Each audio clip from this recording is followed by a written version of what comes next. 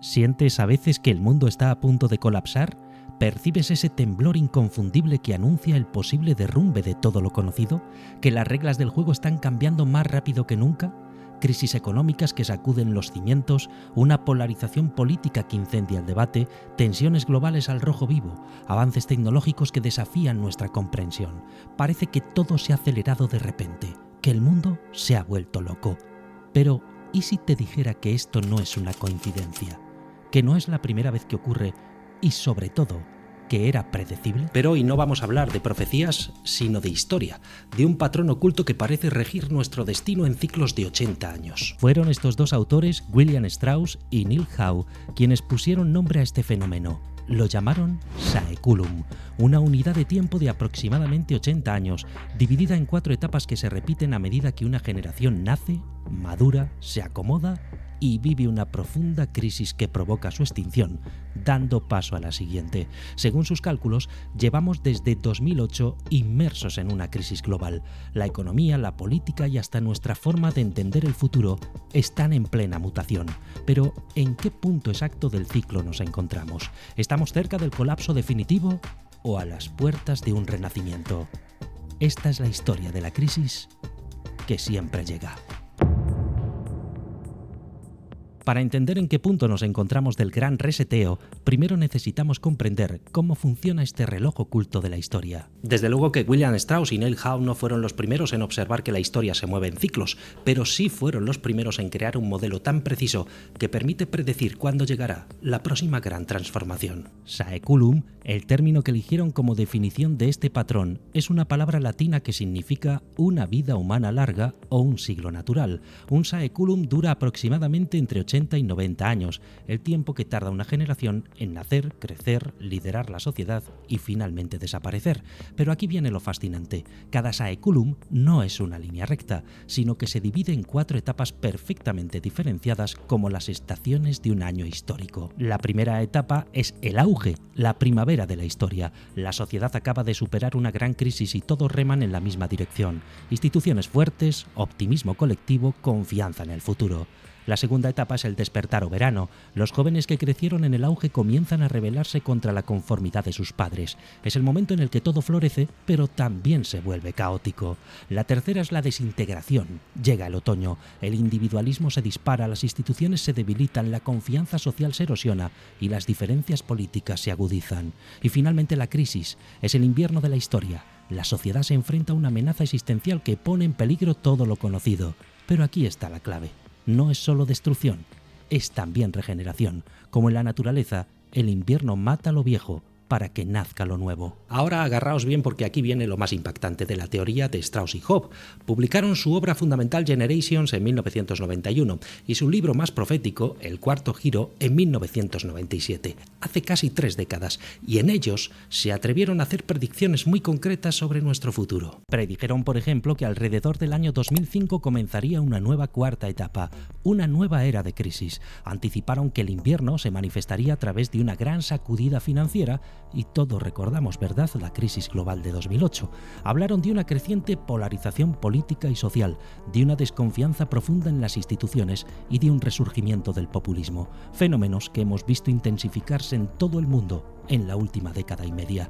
Incluso sugirieron que esta crisis podría verse exacerbada por desafíos imprevistos como nuevas amenazas para la salud pública, cuando todavía nadie podía imaginar lo que ocurrió con el COVID-19. Muchas de las piezas que ellos dibujaron en los años 90 encajan de forma escalofriante con la realidad de nuestro siglo XXI.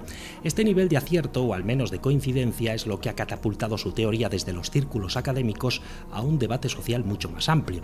Ahora bien, ¿qué impulsa estos ciclos? Strauss y Howe apuntan a las diferencias generacionales como motor principal, y en un momento vamos a ir con ello, pero hay otro factor que resulta imposible de ignorar cuando observamos el patrón: la tecnología. Cada gran reseteo de la historia ha venido acompañado de saltos tecnológicos revolucionarios que no solo cambian cómo vivimos, sino cómo pensamos sobre nosotros mismos. Retrocedamos en el tiempo para verlo con claridad. Hace 240 años, alrededor de 1785, el mundo occidental vivía las revoluciones americana y francesa. No solo nacía la democracia moderna, sino también la primera revolución industrial. Máquinas de vapor, energía del carbón, los primeros sistemas financieros capitalistas, el mundo agrícola milenario milenario comenzaba su transformación hacia la era industrial. 80 años más tarde, hacia 1865, Europa y América vivían profundas convulsiones. La Guerra Civil Americana, las unificaciones de Italia y Alemania, la abolición de la servidumbre en Rusia y, al mismo tiempo, la segunda fase de la Revolución Industrial tomaba impulso. Ferrocarriles transcontinentales, el telégrafo conectando continentes, el mundo se encogía por primera vez en la historia. Y hace 80 años, en 1945, la humanidad sufría la devastadora Segunda Guerra Mundial. Con el fin de la guerra comenzó no solo una revolución política, sino también tecnológica. Energía nuclear, las primeras computadoras, aviación comercial masiva, plásticos, antibióticos. El mundo se preparaba para la era digital. El patrón es inconfundible. Cada 80 años aproximadamente, crisis profundas seguidas de una reinvención radical, siempre impulsada por las tecnologías que parecían imposibles una generación antes. Y estas tecnologías no solo cambian la economía, sino que transforman la estructura misma de la sociedad. Pero hay algo que Strauss y Howe observaron y que resulta crucial para entender dónde estamos hoy.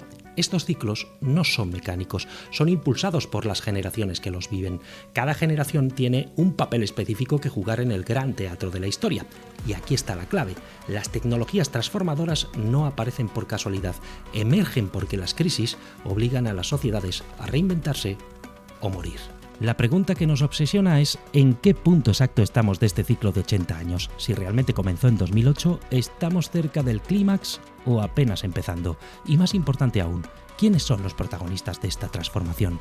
Porque resulta que no todas las generaciones juegan el mismo papel en cada crisis. Hay un reparto de roles que se repite cada 80 años y entender ese reparto es clave para saber qué viene después. Strauss y Howe descubrieron que cada generación no solo vive una época diferente, sino que desarrolla una personalidad colectiva moldeada por lo que vive durante su juventud.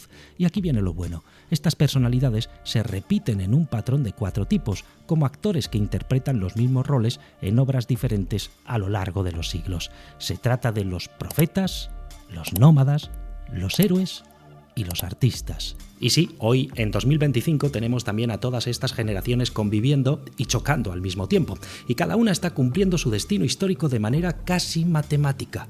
Te lo explico. Los profetas son los baby boomers, nacidos entre 1943 y 1960.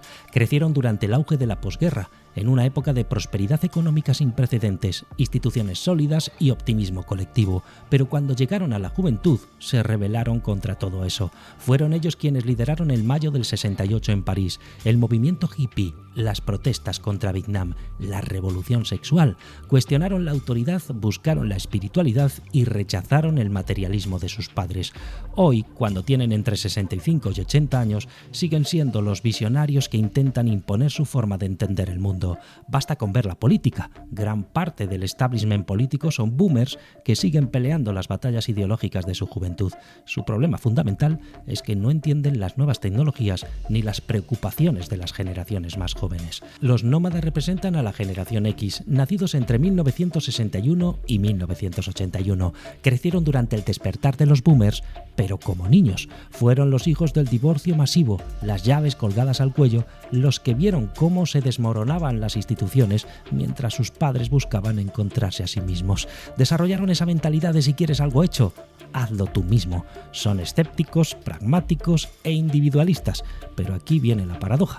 Precisamente porque crecieron sin estructura, ahora les toca crearla. Los millennials, nacidos entre 1982 y 2004, son los héroes de este ciclo.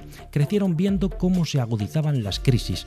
El 11S, la crisis financiera de 2008, cambio climático, desigualdad creciente, pero fueron criados bajo una total sobreprotección. La paradoja es brutal. Quienes fueron más protegidos ahora son quienes deben asumir los mayores riesgos colectivos. Son ellos quienes lideran la transición energética, la revolución de la inteligencia artificial, los nuevos modelos económicos. Tienen esa mentalidad de nosotros podemos cambiar el mundo típica de las generaciones héroe, pero también cargan con una responsabilidad inmensa. Según la teoría, son ellos quienes deben tomar las decisiones que definirán los próximos 80 años. Y por último están los artistas, la generación Z nacida desde 2005. Han crecido completamente en la sombra de la crisis. Para ellos, la inestabilidad económica, la polarización política, el cambio climático, la incertidumbre tecnológica no son anomalías, es la normalidad. Son más sensibles, más adaptables, pero también más ansiosos y solitarios. Su mundo ya es completamente digital. Para ellos no es una tecnología nueva, es su hábitat natural. Como todas las generaciones artista, son los que mejor se adaptan al nuevo mundo que emerge de la crisis, pero también son los más vulnerables a sus efectos negativos: ansiedad, depresión, aislamiento social. Lo fascinante es que podemos ver este choque generacional en tiempo real. Los profetas intentando mantener sus instituciones del siglo XX, los nómadas construyendo pragmáticamente las nuevas reglas del juego, los héroes liderando transformaciones radicales y los artistas adaptándose a un mundo que cambia más rápido de lo que nadie puede procesar. Y aquí está lo que Strauss y Hope no pudieron prever completamente: la velocidad de esta transformación. Las tecnologías actuales no solo cambian cómo trabajamos, sino cómo pensamos y percibimos la realidad. El choque generacional se ha intensificado porque cada generación vive en un mundo tecnológico completamente diferente. Pero el patrón se mantiene. Cada generación está cumpliendo su papel histórico con una precisión matemática. Es como si la historia tuviera su propio guión y nosotros fuéramos los actores interpretando roles escritos hace décadas. Eso sí, hay algo que nos diferencia. Por primera vez en la historia, entendemos el patrón mientras lo vivimos. La pregunta es si usaremos ese conocimiento para acelerar conscientemente la transformación hacia algo mejor, o si nos dejaremos superar por el ciclo que llega.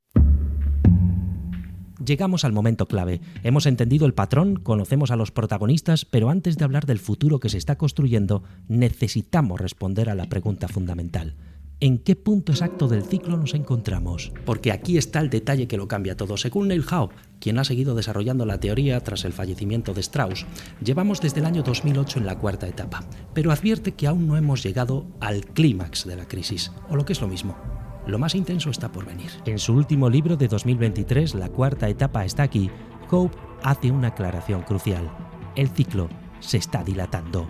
Las generaciones tardan más en madurar que antes. El matrimonio, los hijos, las carreras profesionales llegan hasta 7 años más tarde que en generaciones anteriores. Esto significa que el saeculum se alarga y que las crisis duran más tiempo del esperado.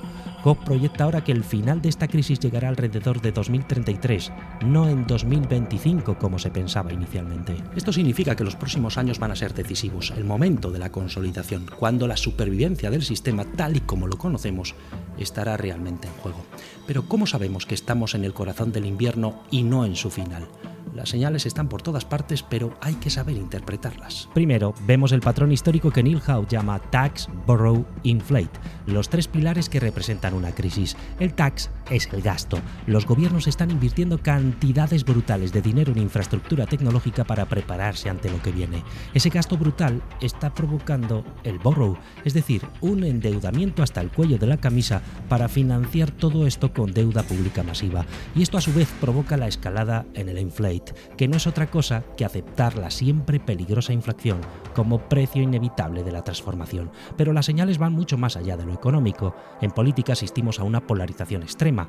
Hay además una desconfianza masiva en las instituciones tradicionales. Medios de comunicación, universidades, gobiernos, incluso la ciencia están bajo sospecha constante. Al mismo tiempo presenciamos el aumento del autoritarismo y populismo a nivel global y, por supuesto, los líderes que prometen soluciones simples a problemas complejos están ganando terreno en todo el mundo. Es exactamente lo mismo que pasó en las crisis anteriores, pero esta vez es como si el invierno durara más tiempo y las tormentas son más intensas y frecuentes y a escala global. Y mientras vivimos este momento de máxima tensión, las tecnologías que van a dominar los próximos 80 años ya están emergiendo. No son ciencia ficción, son realidad, y están surgiendo exactamente donde la teoría predice, de las restricciones, la crisis y la necesidad de reinventarse. Está claro que esta nueva ola tecnológica es mucho más profunda y completa que las transformaciones anteriores, porque las tecnologías de uso general, como la inteligencia artificial, tienen el potencial de cambiar casi todos los aspectos de nuestras vidas. Ya no se trata trata solo de transformar unas cuantas industrias, sino de cambios radicales en casi todos los campos, desde la producción hasta la salud, desde la educación hasta el arte. Gracias a esta tecnología, las máquinas empezarán ahora a acompañar a las personas no solo con su fuerza muscular, sino también con su fuerza mental, porque pueden aprender, analizar y tomar decisiones. Esto es algo que nunca ha sucedido antes en la historia de la humanidad. A lo largo de la historia, las máquinas solo han facilitado las tareas físicas, pero ahora están empezando a asumir también tareas cognitivas. Por supuesto, la inteligencia artificial no está sola. Por ejemplo, podemos hablar también de una revolución de la energía limpia que pone fin a la dependencia de combustibles fósiles como el carbón o el petróleo, paneles solares, turbinas eólicas, baterías de litio, electrificación. Todo esto está destruyendo rápidamente el sistema energético del siglo XX, pero es que al mismo tiempo ya estamos empezando a hablar de la energía de fusión, es decir, de traer la energía de las estrellas a la Tierra. Ya no es un sueño. El acceso al espacio a través del sector privado se está volviendo algo común, y esto podría ofrecer nuevas soluciones a futuras crisis de recursos. ¿Y qué decir de la biotecnología? Algunos campos como la edición genética, la producción de órganos y la biología sintética nos ofrecen un futuro en el que podemos reescribir los componentes básicos de la vida.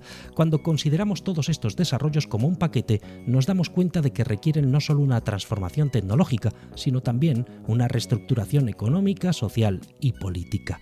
Las viejas instituciones de hoy, al igual que en los años 1940 y 1950, están empezando a tener dificultades para responder a este nuevo mundo. El viejo mundo está muriendo y el nuevo lucha por nacer. Y nos damos cuenta de ello. Pero claro, todo esto tiene un coste. Por ejemplo, la inteligencia artificial consume una energía brutal. Los centros de datos están absorbiendo cantidades masivas de agua, mientras algunas partes del mundo se mueren por sequía. La pregunta no es si podemos permitírnoslo, sino si podemos permitirnos no hacerlo. El patrón de Strauss y Howe nos dice que cada invierno termina en primavera, que cada crisis da paso a un nuevo auge, pero la forma que adopte esa primavera depende de las decisiones que tomemos ahora, en este momento de máxima transformación. Nuestro reloj particular de 80 años sigue corriendo, pero esta vez sabemos que estamos en él, y eso quizá lo cambie todo, porque hay algo que no hemos mencionado aún. ¿Qué pasa si esta crisis tecnológica es diferente a todas las anteriores? ¿Qué ocurre si la inteligencia artificial no es solo otra herramienta más, sino algo que puede redefinir lo que significa el ser humano? Estas son preguntas que van mucho más allá de los ciclos históricos. Son preguntas sobre nuestro futuro como especie. Y precisamente de eso habla uno de los pensadores más influyentes de nuestro tiempo, Yuval Noah Harari. Si quieres conocer su historia, te invito a ver el vídeo que le dedicamos. Solo si tú quieres. Nos vemos ahora.